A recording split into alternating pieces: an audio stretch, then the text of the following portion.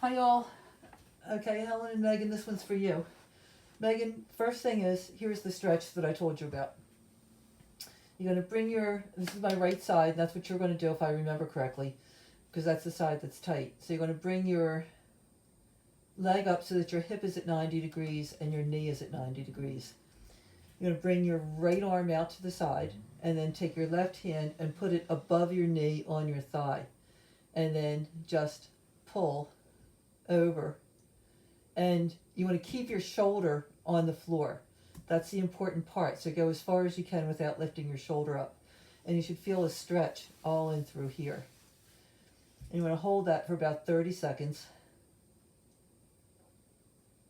And then after 30 seconds, which is not what I've done right now, I think I've only done about 20 seconds, you're going to come back, start with that 90 degree again, take your left hand, bring it behind your leg, okay? And then you're going to pull up and over so that you're diagonal to your shoulder, your opposite shoulder. So your knee is sort of pointing there. And that should bring the stretch down farther in through here. Okay? So that's the stretch. And then when you're finished with that, hold that 20 to 30 seconds too. Now I'm going to show you the clams. So with the clams, you're going to turn to your side. You want to keep your spine nice and straight, and there's no way I can show you how I'm doing that, but you just have to trust me. And bring your knees up as far as you can go without curling here. So you want to keep your spine fully straight. Bring your knees up. Have your arm underneath your head so that you're lying almost flat. I'm using a pillow right now. And then make sure that your upper hip is, which is your left hip, is further forward. So I think both of you had the left hip, but this is the weaker side. Keep those feet together, okay? The top knee will be a little bit farther than the front or the bottom knee. And then you're just going to move your knee, not your hip. So you won't go very far, okay? And I'm going to do that 10 times. This is 2, 3. Now while you're doing this, if you feel any strain in through here, that means your hip isn't forward far enough. It's too far back. So you might be rolling like this, and you don't want to do that.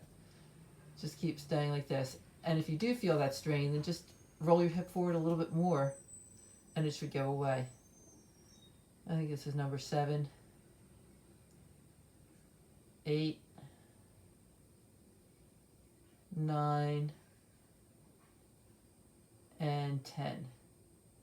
Okay, and then if you do that, you're going to straighten your leg. I had this set up so you could see my whole foot. I'm going to move up a little bit because you didn't really need to see my head on this. And you still want to roll that hip forward. Keep the bottom leg bent, okay? So that doesn't change position, but your top leg does. And you want to make sure that you're open right in through here. So that means you shouldn't be bent at all at the hip there. You should be nice and open. Your leg back a little bit further maybe, but roll that hip forward. And then just come up and do that 10 times. And again, you're not trying to kick the ceiling on this one. You just want to make sure that these muscles back here are moving. And the same thing, if you feel any strain towards the front of your leg, like the front of the seam of your pants, then that means your hip isn't far enough back. You probably went like this. So roll forward again a little bit and just keep going in that direction so that you feel these are the muscles that are moving back here. 8, 9, and 10. So I think I told both of you to do 2 sets. So you want to alternate. Do clams, then the straight leg, then go back and do the clams again. That way you're working 2 separate parts of the muscle. And by doing that, by alternating, you're giving each separate part of the muscle a chance to rest in between.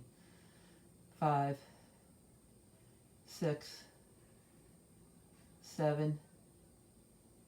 Oh, I start to get back. 8, 9, and 10. And then straighten the leg. Roll that hip forward again, because when you move your leg, chances are you're going to roll your hip back. So hip forward, and then keep your leg nice and straight. Don't bend the knee. Keep your foot relaxed. 7, 8, 9,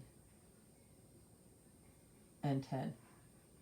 So I did a little bit better on this side because this is my good side. If you saw me doing it on my right side, I would have been some more trouble, but you know, I'm demonstrating for you, so therefore I'm doing yours.